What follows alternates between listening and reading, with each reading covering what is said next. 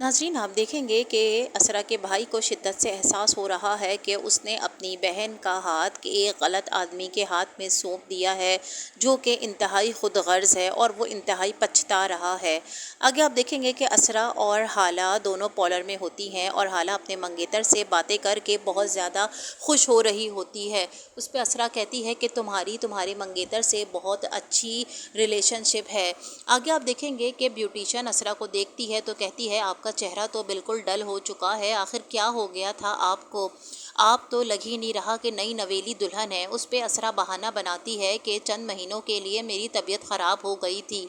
उस पे ब्यूटिशियन कहती है कि आप तो लग ही नहीं रहा कि काफ़ी अरसे से पॉलर की ट्रीटमेंट्स लेने के लिए आई हैं।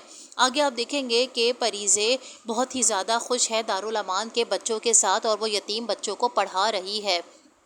लेकिन परीज़े का दोस्त कहता है कि चाहे कुछ भी हो जाए, सुल्तान जैसे नफसियाती मरीज़ को मैं सबके सामने एक्सपोज करके रहूँगा।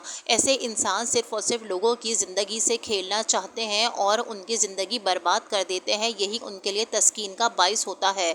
ब्यूटिशियन असरा के बालों को देखकर कहती है कि आप हर हफ्ते प्रोटीन ट्रीटमेंट करवाती थीं, आपके बाल बिल्कुल डल हो चुके हैं, अब आपको हर हफ्ते आना होगा, लेकिन आपके बालों की कंडीशन बहुत ख़राब है। ब्यूटिशियन असरा को बार बार समझाती है कि इस तरह से अगर आप रहेंगी तो किसी की भी तवज्जो आप पर नहीं जाएगी। असरा जब पॉलर से आने के बाद सुल्तान के पास चाय लेकर आती है तो सुल्तान उसको देखकर उस पर ताने और तिश्ने मारने लगता है और कहता है कि अपनी स्किन को देखो, बस ब्यूटिशियन कोई प्लास्टिक सर्जरी करने वाली तो थी नहीं जो तुम्हारा चेहरा बदल देती। जैसा इस चाय में टेस्ट नहीं है, ऐसे ही तुम्हारे चेहरे पर ब्यूटी का कोई नामो निशान नहीं है। असरा ये सारे ताने सुनकर बिल्कुल ही टूट कर रह जाती है और वो अपने आप को इंतहाई बहुत ही ज़्यादा दुखी समझकर उसकी आंखों से आंसू निकलने लगते हैं और सुल्तान के इस रवैये से उसका दिल किरची किरची हो जाता है।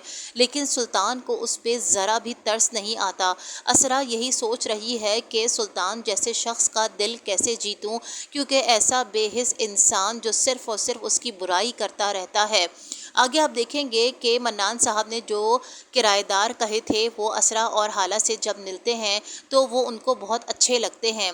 दूसरी तरफ तलत की बहन आती है और कहती है, तुम्हारी बहू बहुत अच्छी है और बहुत ही ज़्यादा सुघड़ भी है।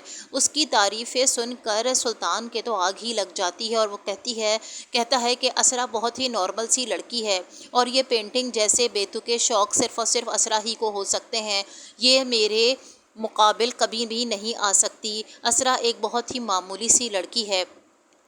मशल से भी कहता है सुल्तान के असरा एक बोरिंग लड़की है, इसलिए मैं उसे वॉक पे नहीं लेकर आता।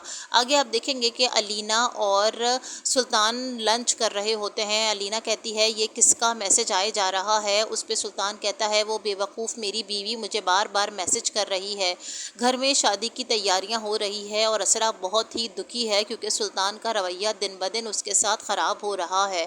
वो मशल के सामने भी बुरे तरीके से डांटता है असरा को और मशल ये सब देखकर कहती है कि ये सुल्तान तो बिल्कुल ही गंवार सा आदमी लगता है जो अपनी बीवी के साथ मेड जैसा सलूक करता है।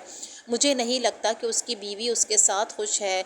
बात बात पर सुल्तान उसे तब ताने देता है और मशल उसे कहती है कि असरा, लगता ही नहीं कि चंद महीनों पहले आपकी शादी हुई है, लगता है कई बरस हो गए आपकी शादी को। सुल्तान देखता है मशल और उसके शौहर को और उन्हें अपने घर ले आता है और उनके सामने अपनी शेखियाँ मारने लगता है कि मेरे जैसा इस दुनिया में कोई नहीं, मैं हर मुकाबले में सबसे अव्वल आता था। और ये सब कुछ मशल को इंतहाई बुरा लग रहा होता है। वो समझ जाती है कि ये सुल्तान एक अना का परस्त इंसान है और सिर्फ़ अपनी तारीफ़ें करना और अपनी तारीफ़ें सुनना इसको पसंद है।